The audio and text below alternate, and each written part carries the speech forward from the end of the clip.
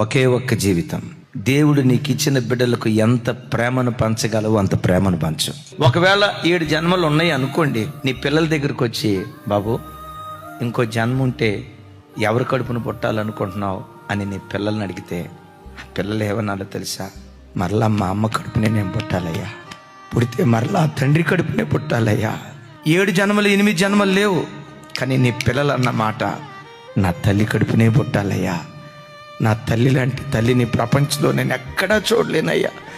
ఆ మాతృమూర్తి కడుపులో ఎన్ని జన్మలున్నా ఆ తల్లి కడుపునే పుట్టాలయ్యా అని నీ పిల్లలు అనేటట్లుగా నువ్వు బ్రతకాలి.